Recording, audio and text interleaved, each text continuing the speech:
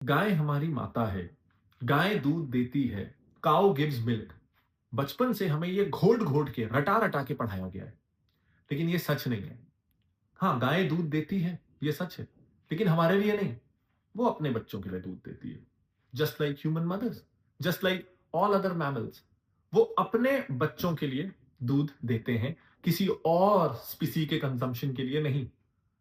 ये हमें बताया ही नहीं गया। और ये जो एक्स्ट्रा दूध आता है ना, बहुत सारा दूध अब गाय दे पाती है, ये इसलिए कि आप उन्हें इंजेक्शंस लगा रहे हो। मुझे एक प्रॉब्लम है। मैं ना किसी को जज नहीं करना चाहता। आप मिल्क प्रोडक्ट्स लेते हैं, नहीं लेते हैं, मीट लेते हैं, नहीं लेते हैं। मैं भी मिल्क प्रोडक्ट्स लेता हूं, मेरे लिए मुश्किल है। बचपन से ऐसी आदत लगी है उसे छोड़ना।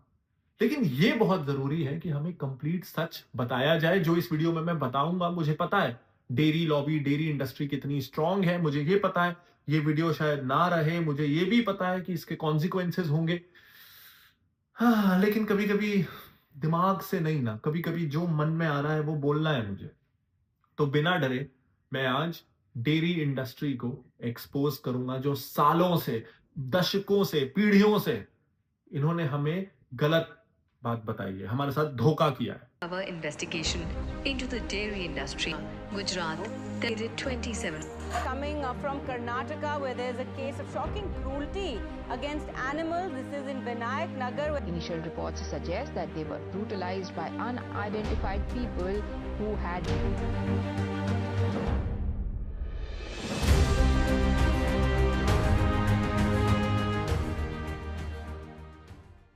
I am all for individual choice. मैं अपना खाना किसी पे थोपता नहीं हूं और किसी और को मैं रिस्ट्रिक्ट नहीं करना चाहता।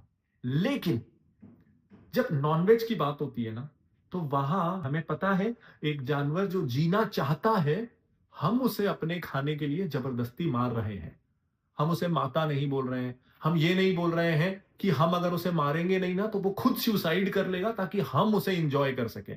हम उसको पोइट्री बना के, रोमांटिक बना के, अच्छा सा साफ सुथरा करके पेश नहीं कर रहे हैं। लोगों की चॉइस है, वो उसे खाना चाहे या नहीं खाना चाहे। जैसे कई लोगों को वो खाना गलत लगता है, उन्हें क्रूएल्टी लगता है और वो नहीं खाते। वो एक इन्फॉर्म्ड डिसीजन ले पाते हैं, उनका जमीर क्या बोलता है इस हिसाब से। लेकिन काऊ के बारे में हमें ये बताया नहीं जाता ना। पहला सच, गाय सिर्फ तब दूध देती है जब वो प्रेग्नेंट है या उसने डिलीवरी की है।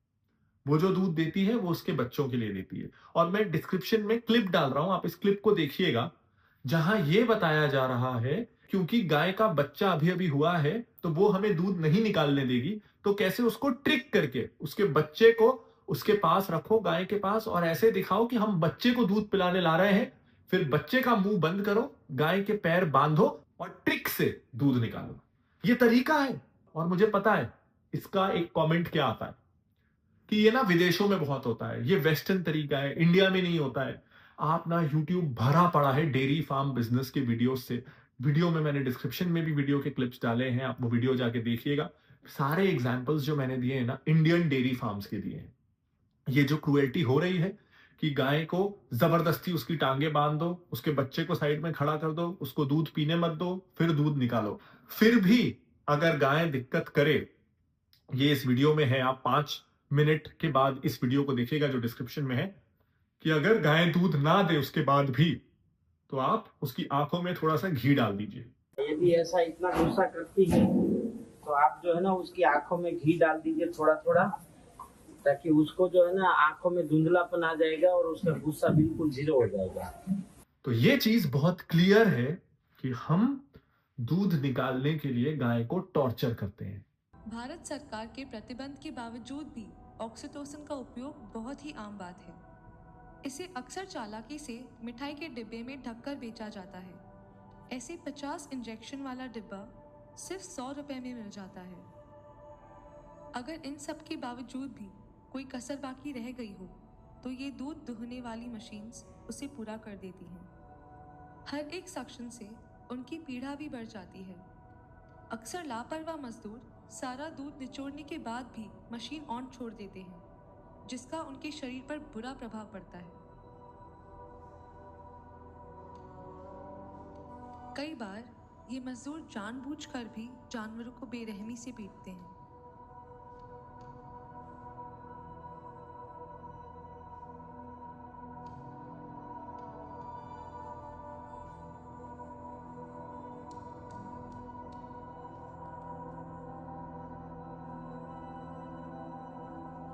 ऐसे हर दिन के शोषण के साथ साथ जानवरों पर अमानवीय वैज्ञानिक प्रयोग भी किए जाते हैं ताकि हमारे दूध की बढ़ती मांग वो पूरी कर सके।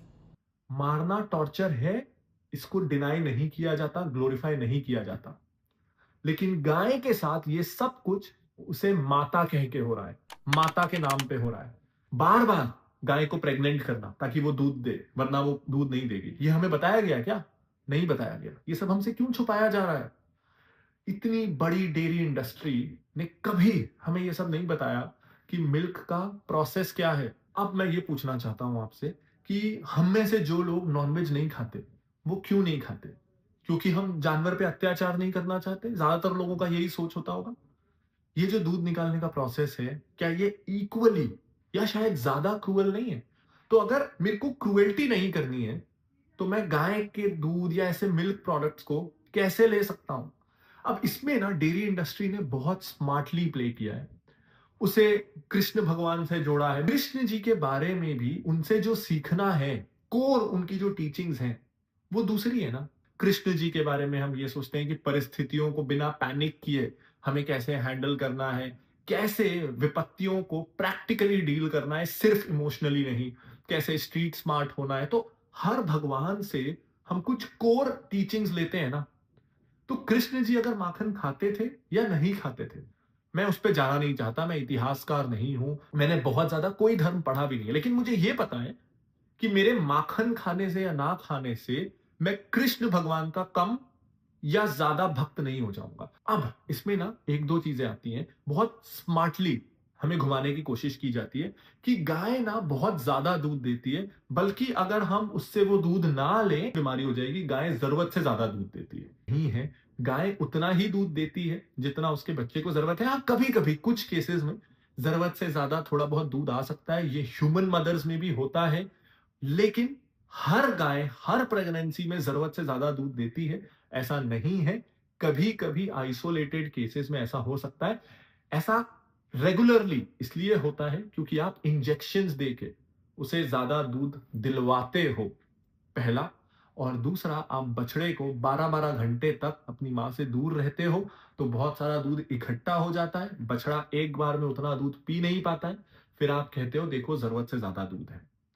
मुझे पता है ये वीडियो को मैं बहुत स्ट्रक्चर से नहीं बना रहा हूं, बहुत शांत मन से नहीं बना रहा हूं, क्योंकि बहुत दिल से बना रहा हूं, तो ये थोड़ा रैंट जैसा लग रहा होगा, लेकिन ये सब सुनना जानना आप सबके लिए बहुत जरूरी है, और मिस रिप्रेजेंट करके। तो अगर सिर्फ आपका मिल्क प्रोडक्ट्स खाने का, कंज्यूम करने का जस्टिफिकेशन ये है कि मेरा धर्म तो अलाउ करता है, अलाउ वाली बात आ जाती है, तो यहां ना हमें एक चीज समझनी है। ज्यादातर रिलीजन, मैं कहूंगा सारे रिलीजन ना, क्या अलाउड है क्या नहीं, क्या पाप है क्या पुण्य है, इसको 3 खंडों में बांटता है। आप अपने रिलीजन के हिसाब से शब्दों को बदल सकते हो, लेकिन ये 3 ब्रैकेट्स होते हैं। पहला, वो जो करना मैंडेटरी है, बहुत जरूरी है अगर आप उस धर्म के फॉलोअर हो, यानी कंपलसरी चीजें। दूसरा, वो जो बैंड है, जो मेरे धर्म में पाप है कि ये चीजें आप करोगे तो आपको पाप लगेगा, यानी वो चीजें जो आपको नहीं करनी है, ये सेकंड ब्रैकेट है। एक जो तीसरा सबसे बड़ा ब्रैकेट है ना, वो है व्हाट यू मे डू, जो आप कर सकते हो, अलाउड है करना, कंपलसरी नहीं है, बैन भी नहीं है, आपकी चॉइस है। ज्यादातर चीजें इसी में आती है। अब एनिमल प्रोडक्ट्स कंज्यूम करना, चाहे मीट हो या मिल्क, ये ना ज्यादातर धर्मों में अलाउड कैटेगरी में है, कुछ धर्मों में बैंड कैटेगरी में है। मुझे नहीं पता कि किसी भी धर्म में ये कंपलसरी कैटेगरी में हो। रोज एक आध दिन, त्योहार वाले दिन हो सकता है हो, मैंने सारे धर्म पढ़े नहीं है, लेकिन रोज मीट खाना ही खाना है, मिल्क खाना ही खाना है, ये किसी भी धर्म में कंपलसरी नहीं है।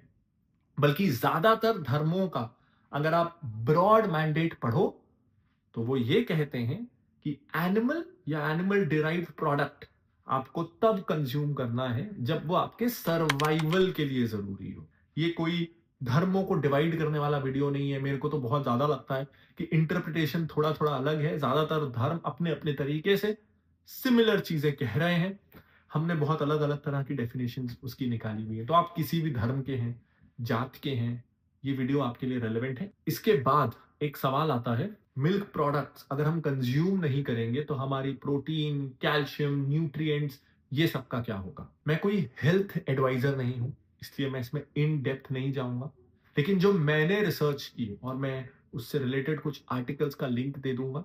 मैं एज अ लेमैन अपना इंटरप्रिटेशन बता रहा हूं कि काफी मॉडर्न रिसर्च तो इनफैक्ट ये भी बोलता है कि कंज्यूमिंग मिल्क आपके कैल्शियम लेवल को बढ़ाए। इसका कोई कंक्लूसिव एविडेंस नहीं है, बल्कि हो सकता है कि ये कैल्शियम लेवल्स को गिराए। ये उन्होंने इस तरीके से निष्कर्ष निकाला कि कहां मिल्क एंड मिल्क प्रोडक्ट्स का कंजम्पशन ज्यादा है और वहां क्या फ्रैक्चर्स बाकी देशों से कम या ज्यादा होते हैं। मैंने जो पढ़ा है उससे कंक्लूसिव है कि बहुत सारे अदर सोर्सेज भी हैं। और अगेन सवाल वही है ना कि आपको प्रोटीन चाहिए, कैल्शियम चाहिए, एट व्हाट कॉस्ट। वेजिटेरियंस खास करके हम ये अजम्पशन में रहते हैं कि हम जानवर के साथ, गाय के साथ कुछ गलत नहीं कर रहे हैं, तो हमें मिसगाइड किया गया है। तो अपने दिमाग में जो सालों से चीजें सेट हैं